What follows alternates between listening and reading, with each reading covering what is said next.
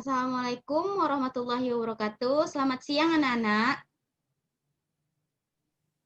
Waalaikumsalam Waalaikumsalam warahmatullahi wabarakatuh. Selamat siang, Bu. Apa kabar semuanya hari ini? Apakah sehat? Alhamdulillah baik, Bu. Baiklah. Alhamdulillah baik, Bu. Ya, semoga kita selalu dalam lindungan Allah dan selamat kita berjumpa pada hari ini dan kita akan melanjutkan pelajaran kita tentang hereditas pada manusia. Baiklah, sebelum masuk ke pembelajaran, marilah kita berdoa menurut agama dan kepercayaan masing-masing. Berdoa dimulai. Berdoa selesai. Baiklah, Ibu akan mengambil presensi pada Ananda sekalian, yaitu Indi Ciaminofrita. Apakah hadir? Hadir, Bu. Noverida Utama. Hadir, Bu. Syafiratul Mar'ah. Hadir, Bu. Baiklah, hadir ya semuanya. Baiklah, pada hari ini Ibu akan membahas tentang hereditas pada manusia. Baiklah, Ibu akan menampilkan PPT-nya untuk Ibu jelaskan.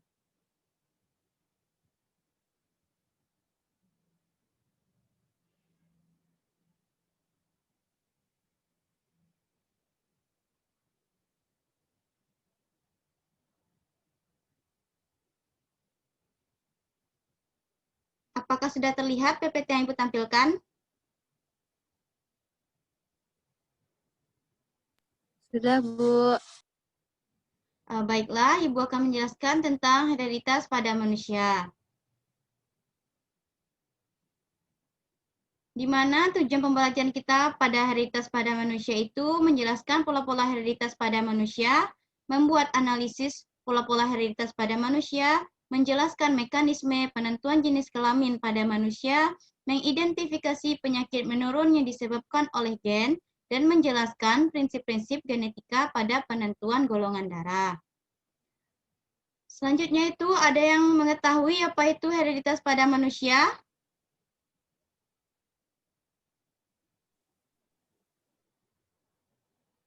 Kira, Bu. Silakan coba menjawab, Syafiratur. Bu. Apakah itu hereditas pada manusia?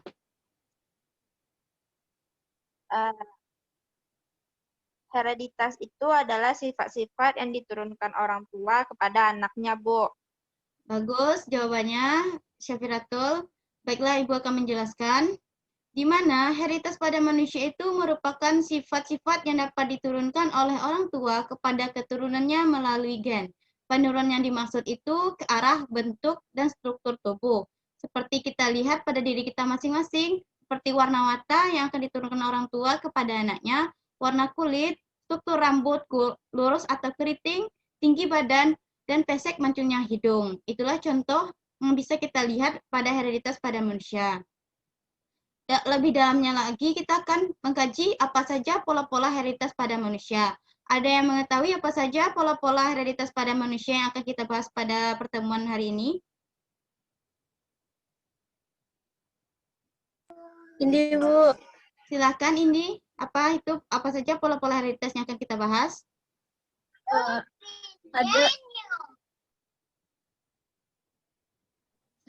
Ada 3 pola-pola hereditas pada manusia. Yang pertama yaitu penurunan jenis kelamin, yang kedua penyakit menurun, dan yang ketiga penurunan golongan darah.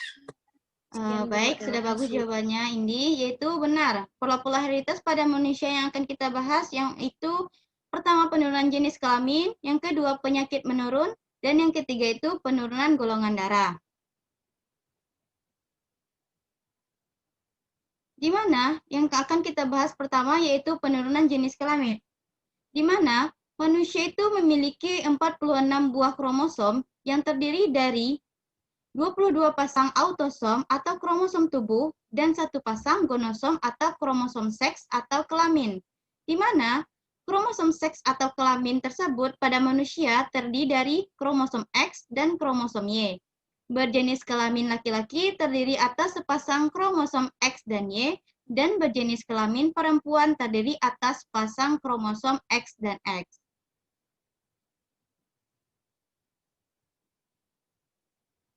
Baiklah, Ibu akan menjelaskan bagaimana penurunan jenis kelamin pada manusia. Yang pertama, tadi sudah Ibu bahas. Jika Ibu akan memiliki kromosom seks yaitu sepasang kromosom X dan X, sedangkan ayah memiliki kromosom X dan Y. Dan nanti akan mengalami pembelahan meiosis dan terpisah kromosom X dan X dan Y nanti akan bertemu secara bebas. Jika kromosom X bertemu dengan kromosom X, akan menghasilkan anak perempuan. Dan apabila kromosom X bertemu dengan kromosom Y, akan menghasilkan anak laki-laki.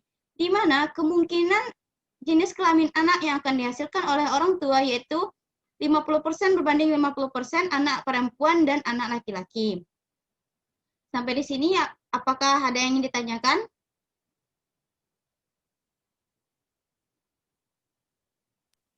Tidak ada, Bu.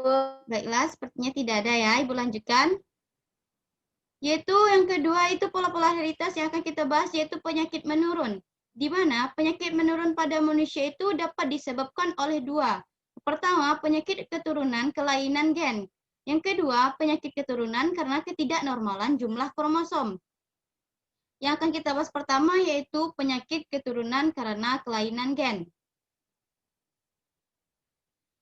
Penyakit menurun karena kelainan gen itu ada dua. Yang pertama, penyakit yang disebabkan oleh gen gonosom atau kromosom kelamin, yaitu buta warna dan hemofili. Dan penyakit yang kedua itu penyakit keturunan yang disebabkan oleh gen autosom atau kromosom tubuh, yaitu contohnya albino, diabetes mellitus, dan thalassemia. Yang akan kita bahas penyakit menurun kelainan gen itu adalah buta warna dan hemofili. Di mana buta warna itu merupakan penderita penyakit ini tidak dapat membedakan warna, seperti tidak dapat membedakan warna hijau dan warna merah dengan baik. Gen penyebab buta warna itu adalah gen CB yang akan terpaut pada kromosom X atau disebut juga gen colorblind. Bila kromosom X itu terpaut dengan gen C, maka matanya berpenglihatan normal atau buta warna. Sampai di sini ada yang ingin ditanyakan?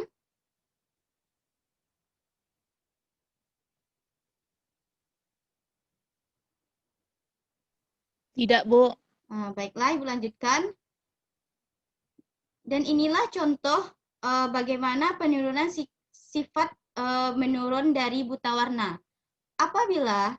Contohnya itu apabila ibu memiliki kromosom yang terpaut, satu kromosom yang terpaut kromosom CB, maka akan dikatakan dengan kromosom pembawa atau pembawa penyakit buta warna. Sedangkan akan dikawinkan dengan ayah yang buta warna karena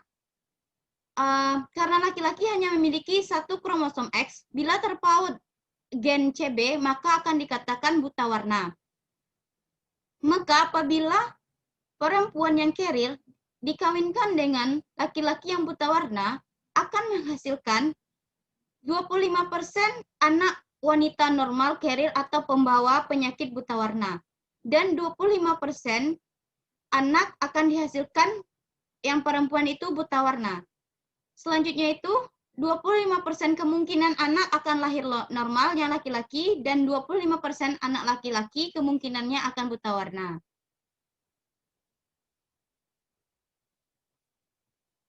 Baiklah, selanjutnya yaitu hemofilia. Penyakit menurun hemofilia merupakan penyakit menurun yaitu penyakitnya darah sukar membeku atau penyakitnya itu darahnya itu sulit untuk membeku. Contohnya pada saat luka, darah akan mengalir dan sulit untuk membeku. Hemofili itu ditentukan dengan gen H kecil yang terpaut pada kromosom X. Bila alelnya gen H besar, maka sifat darahnya normal dan tidak hemofili. Seperti Ibu jelaskan tadi, kromosom perempuan memiliki sepasang kromosom X. Apabila hanya satu yang terpaut gen H kecil, maka itu disebut dengan pembawa atau carrier hemofili. Sedangkan apabila kedua kromosom X dari perempuan itu terpaut gen H, maka akan dikatakan hemofili. Sedangkan pada kromosom XY pada laki-laki, hanya satu kromosom X-nya. Jadi apabila terpaut pada gen H, maka langsung dikatakan dia memiliki penyakit hemofili. Baiklah, Ibu akan mencontohkan bagaimana penurunan penyakit menurun hemofili pada manusia. Yaitu, contohnya, seorang wanita karir atau karir hemofilia atau pembawa hemofili bersuamikan laki-laki normal dan tentukan presentasi anak-anak yang mungkin lahir. Di sini, ibunya hanya memiliki satu terpaut kromosom H kecil, sedangkan ayahnya normal. Apabila dikawinkan antara ibu yang carrier dengan ayah yang normal, akan menghasilkan anak wanita normal 25%, anak perempuan normal carrier atau pembawa penyakit hemofili yaitu 25%, dan akan lahir kemungkinan anak laki-laki normal 25%, dan berkemungkinan anak laki-laki hemofili 25%. Maka rasio fenotip yang akan dihasilkan yaitu 75% anak normal dan 25% anak hemofili. Sampai di sini ada yang ingin ditanyakan?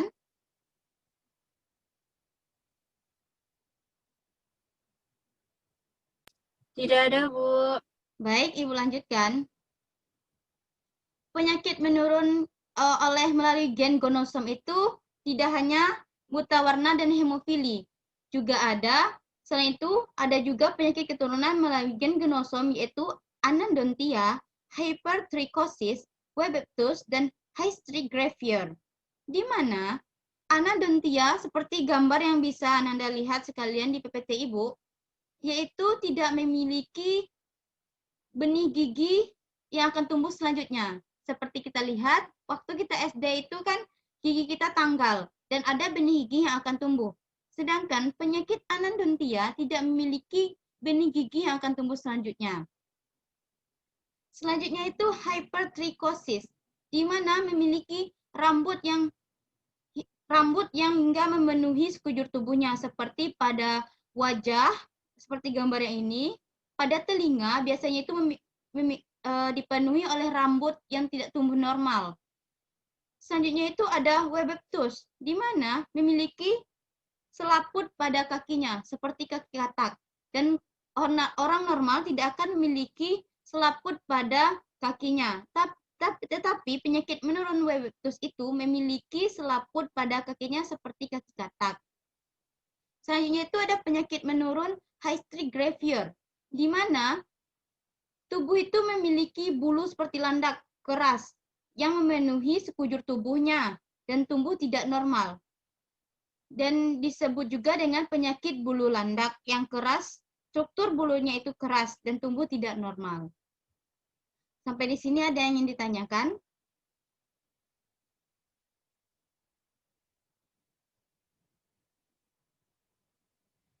Sepertinya Enggak, Bu. Sepertinya tidak ada ya. Baiklah, Ibu akan melanjutkan. Ibu kan sudah mengirimkan LKPD kepada Ananda sekalian untuk dikerjakan terlebih dahulu sebelum kita memasuki pembelajaran kita pada hari ini. Apakah Ananda sudah mengerjakan LKPD yang telah Ibu berikan, yang Bu share di WA Group? Sudah, Bu. Baiklah, kita akan membahas LKPD Sudah, tersebut. Bu. Baiklah, kan sudah dijawabkan, Ibu akan mengulas kembali LKPD yang telah Ananda jawab.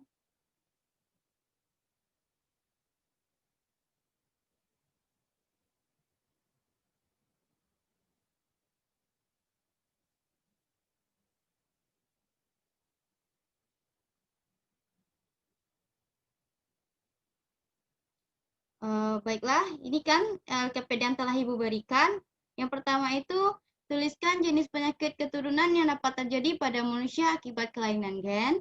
Apa yang dimaksud dengan penyakit keturunan buta warna dan hemofili? Yang ketiga, apabila perempuan normal menikah dengan laki-laki buta warna, berapa kemungkinan keturunan anak laki-laki normal?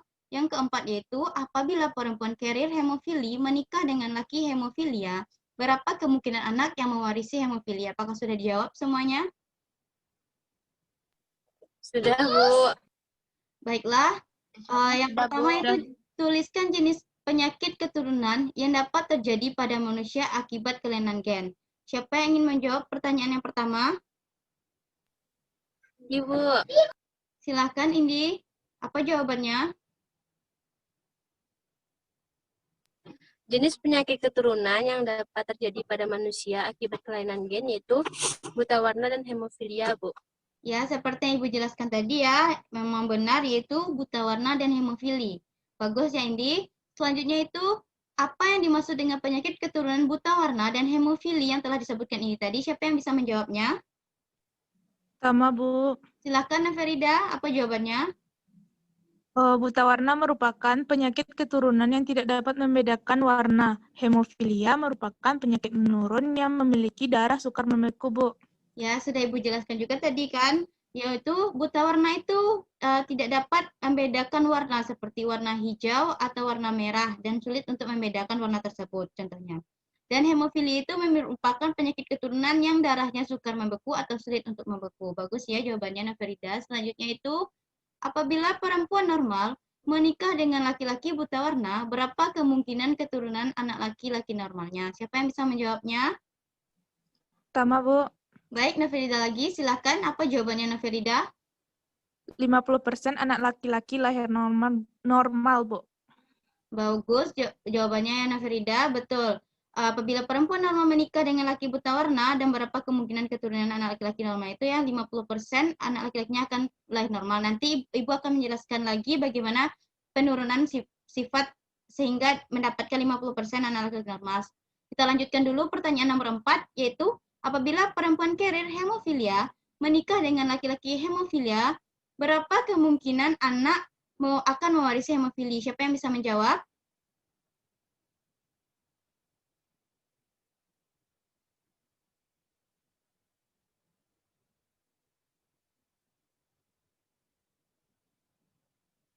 Baiklah, Ibu ulangi. Apabila perempuan carrier hemofilia menikah dengan anak laki-laki hemofilia, berapa kemungkinan anak yang mewarisi hemofili? Siapa yang bisa menjawab pertanyaan nomor 4? Indi, Bu. Silakan, Indi.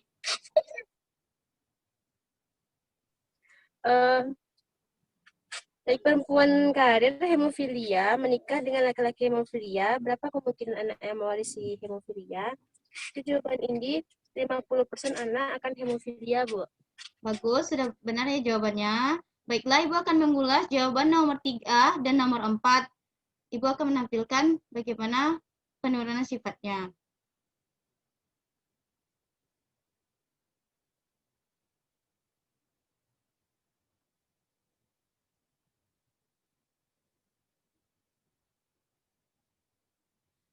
Baiklah, tadi yang pertama itu jawabannya adalah 50% laki-laki, anak laki-lakinya normal. Di mana bila perempuan normal menikah dengan laki-laki buta warna, kromosom yang terpaut pada laki-laki yaitu CB dan memiliki gamet yaitu XC besar atau normal, sedangkan pada laki-laki XCB dan Y. Dan apabila dikawinkan akan menghasilkan XCB, XCB yaitu 50% perempuan carrier atau pembawa penyakit buta warna, sedangkan pada anak laki-lakinya normal yaitu terpaut kromosom C besar, maka anak laki-lakinya akan lahir normal. Selanjutnya itu perempuan yang pembawa hemofili, yang itu ini ulasan jawaban nomor 4 ya. Perempuan hemofili yang pembawa hemofili menikah dengan laki-laki yang hemofilia memiliki gamet XH besar, XH kecil dan laki-laki memiliki gamet XH kecil dan Y. Apabila dikawinkan akan menghasilkan anak perempuan carrier 25% dan anak laki-laki normal 25%. Selanjutnya yaitu 20% anak perempuannya akan hemofilia kemungkinannya dan anak laki-lakinya akan kemungkinan itu 25% hemofili. Dan hasil F1-nya yaitu 50% anak akan lahir normal dan 50% anaknya akan lahir hemofili. Sampai di sini, apakah sudah paham? Insya Allah sudah, Bu. Baiklah, sepertinya Insya Allah sudah, Bu. Ya. Baiklah, sepertinya waktu kita sudah habis ya. Baiklah, kita akan melanjutkan pembelajaran kita pada hari berikutnya. Ibu harap Ananda sudah mengerti pembelajaran hari ini. Dan Ibu akan mengirimkan PPT-nya nanti di WA Group ya, agar Ananda lebih memahami apa yang Ibu jelaskan tadi. Ibu juga akan men-share LKPD selanjutnya untuk materi selanjutnya, yaitu LKPD selanjutnya nanti di WA Group, dan silahkan Ananda kerjakan untuk materi kita selanjutnya agar lebih memahami dan Ananda lebih belajar dahulu sebelum Ibu akan menjelaskan materi selanjutnya. Sampai di sini ada yang ingin ditanyakan? Tidak, Bu. Sepertinya sudah Insyaallah paham tidak, ya. Bu. Insyaallah, Bu. Baiklah, sebelum kita mengakhiri pembelajaran kita pada hari ini, marilah kita mengucapkan bersyukur atas nikmat yang Allah berikan pada hari ini. Bersyukur dimulai. Selesai ya. Baiklah, Ibu cukupkan materi kita pada hari ini. Ibu sudahi. Assalamualaikum warahmatullahi wabarakatuh. Waalaikumsalam warahmatullahi wabarakatuh. Terima kasih, Bu. Ya, sama-sama. Waalaikumsalam warahmatullahi wabarakatuh.